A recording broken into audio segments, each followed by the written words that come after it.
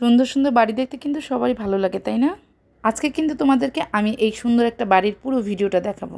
খালা আমাদের সাথে নিয়ে ঘুরে ঘুরে দেখাচ্ছে বাড়িটা।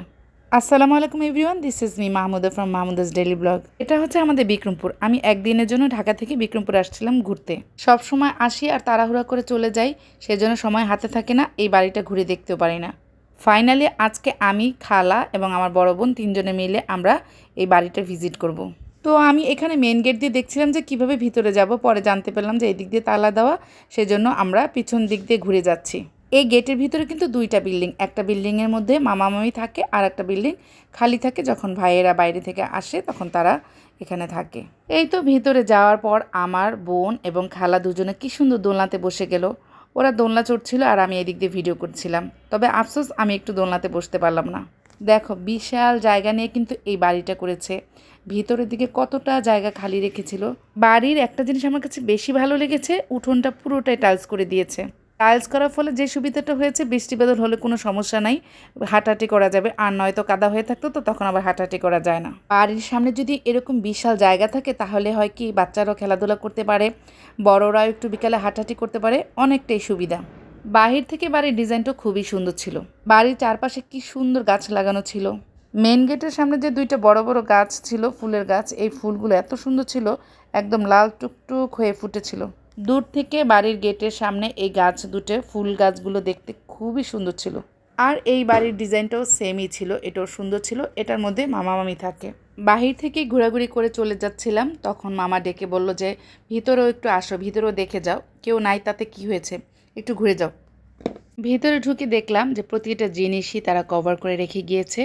খুবই সুন্দর লেগেছে এই জিনিসটা, যাতে জিনিসগুলো নষ্ট না হয়। ডাইনিং টেবিল বলো, বেড বলো, সবগুলোই খুব সুন্দর করে তারা কভারগুলো বানিয়েছে প্রতিটা জিনিসের জন্য।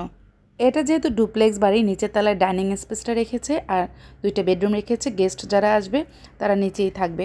তাহলে তোমাদেরকে দোতলা নিয়ে যাই। আর সিঁড়ি দিয়ে উঠতে কিন্তু ভীষণ ভালো লাগছিল, কেননা স্টেপগুলো একদম অল্প অল্প গ্যাপ ছিল। ডুপ্লেক্স বাড়ি না আমার কাছে অনেক ভালো লাগে। তোমাদের কাছে কেমন লাগে?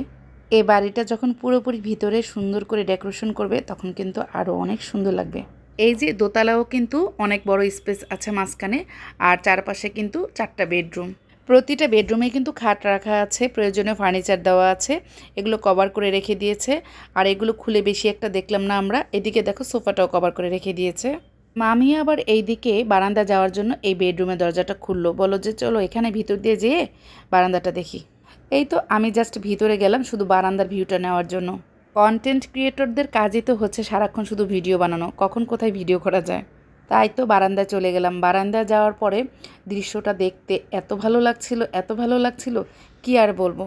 আর কিন্তু বারান্দা যাওয়ার পরই মনে পড়ে গেল যে যদি এখানে বিকালে বসে এক কাপ চা খাওয়া যেত আর কয়েকজন মিলে গল্প করা যেত তাহলে কতই না মজা হতো। খুব সুন্দর লাগছিল বারান্দায় দাঁড়িয়ে, আশেপাশের জিনিসগুলো দেখতে অসাধারণ লাগছিল। তবে মামি বলছিল যে ছাদে যাওয়ার জন্য, আজকে আর ছাদে গেলাম না।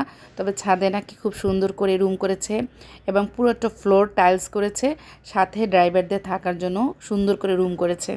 আমি জানি যে আমার পেজে তোমরা সুন্দর সুন্দর বাড়ির ভিডিও দেখতে খুবই পছন্দ করো, সেজন্য আমি তোমাদের জন্য সুন্দর সুন্দর বাড়ির ভিডিও করি। আজকের ভিডিওটা তোমাদের কাছে কেমন লাগলো? নেক্সটে আবার চলে আসবো সুন্দর কোনো একটা বাড়ির ভিডিও নিয়ে। এই পর্যন্ত তোমরা সবাই ভালো থেকো। আল্লাহ হাফেজ, টাটা।